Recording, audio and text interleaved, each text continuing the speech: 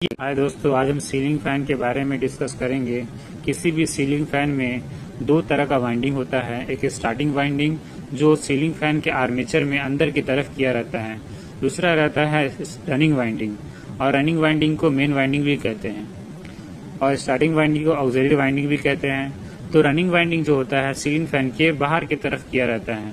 ये जो वाइंडिंग होता है इसमें ज़्यादा नंबर ऑफ टर्न रहता है, क्योंकि ये रनिंग वाइंडिंग बाहर की तरफ होता है, इसलिए इसका रेजिस्टेंस भी ज़्यादा आएगा। उसी तरह से स्टार्टिंग वाइंडिंग इसके तुलना में, रनिंग वाइंडिंग की तुलना में इसका रेजिस्टेंस कम आएगा, क्योंकि इसमें नंबर ऑफ टर्न और कॉइल इसका छोटा होता है। क्योंकि हम जानते हैं रेजिस्टेंस जो होता है डायरेक्टली प्रोपोर्शनल होता है लेंथ का। जितना ज़्यादा लेंथ होगा उतना ही ज़्यादा रेजिस्टेंस आएगा। तो हम देखते हैं सीलिंग फैन में, किसी भी सीलिंग फैन में कभी 4 वायर बाहर को आता है, कभी 3 वायर निकाला जाता है बाहर। तो स्टार्टिंग वाइंडिंग होने के बाद 2 वायर इसका निकल जाता है, 2 टर्मिनल। रनिंग वाइंडिंग भी कंप्लीट होने के बाद इसका जो 2 टर्मिनल निकल जाता है। तो किसी किसी सीलिंग फैन में क्या किया जाता है कि अंदर में ही एक स्टार्टिंग वाइंडिंग और रनिंग वाइंडिंग का वायर को मिला करके कॉमन पॉइंट बना दिया जाता है, और उस कॉमन पॉइंट को बाहर निकाल दिया जाता है। तो एक कॉमन पॉइंट निकल जाता है और एक स्टार्टिंग और दूसरा रनिंग निकल जाता है। तो उस तरह के फैन में 3 तरह के वायर हमको बाहर देखने को मिलते हैं। और बाज फैन में क्या होता है कि 4 वायर बाहर निकाल दिए जाते हैं। उस कंडीशन में क्या करते हैं हम लोग, बाहर में 2 वायर को शॉर्ट करते हैं, मिला करके कॉमन बनाते हैं, और फिर उसको क्या करते हैं, उसमें न्यूट्रल सप्लाई दे देते हैं। और उसी तरह से स्टार्टिंग का एक टर्मिनल को और रनिंग के एक टर्मिनल को हम कैपेसिटर में कनेक्ट कर देते हैं।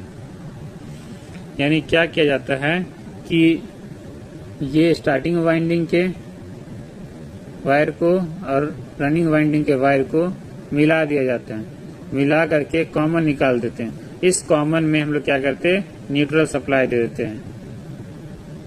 उसी तरह से क्या करते हैं, रनिंग वाइंडिंग को ले जाते हैं, कैपेसिटर के एक टर्मिनल में लगा देते हैं, और उसमें लाइन कनेक्ट करते हैं। याद रखिएगा, सप्लाई जो देंगे लाइन हमेशा रनिंग वाइंडिंग के टर्मिनल में ही देंगे, और उसको कैपेसिटर के साथ कनेक्ट कर देंगे।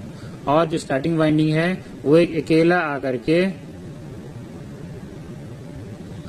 कैपेसिटर को कनेक्ट हो जाएगा।